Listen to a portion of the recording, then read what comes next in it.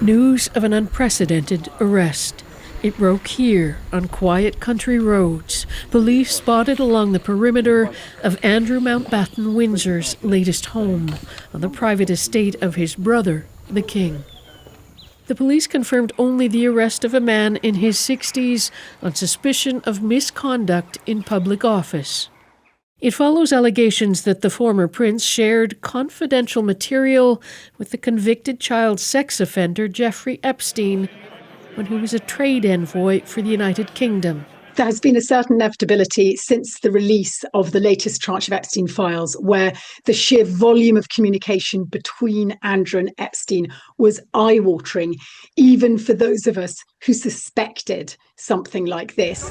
What's your reaction to your brother's arrest, sir? King Charles carried on with his official duties, releasing a statement earlier expressing his deepest concern and saying the law must take its course.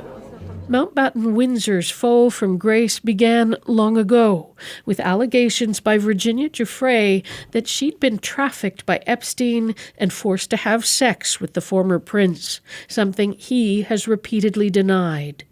His arrest is unrelated to those allegations, but there are reportedly 9 different police forces in the UK still assessing the Epstein files.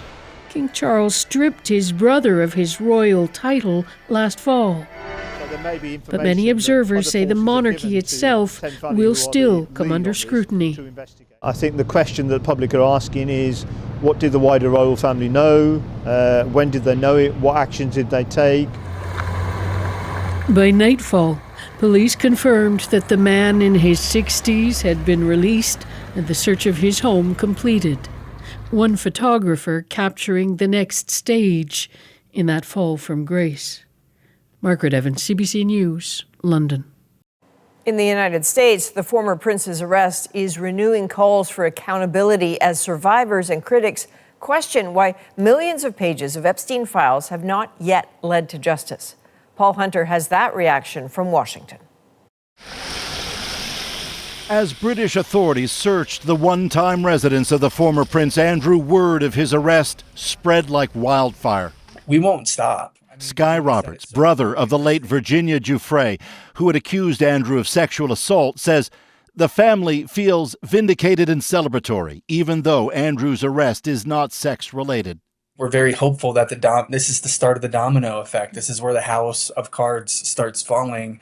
And, kudos to the UK for taking the first step. All stemming from that broad investigation into the late American billionaire Jeffrey Epstein, himself accused of years of sex trafficking for the wealthy and powerful, Andrew among them. Fallout around the world lately has included fresh investigations on former government officials and business leaders in multiple countries.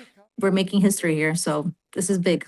But, says Marina Lacerda, an Epstein survivor, the U.S. must now do more. It's insane how everyone's taking action and we are doing nothing in the United States. Republican lawmaker Thomas Massey writes, now we need justice in the United States. Democrats underline, if the British government can take such action, why can't the U.S.? And the king is actually saying, we need to follow the law here. I wish our government were doing the same. But even as millions of investigative documents on Epstein were made public in the U.S., Donald Trump's attorney general has come under fire for not releasing more. And when pressed over her department's handling of the case, refusing to directly apologize to Epstein's survivors at a hearing on Capitol Hill.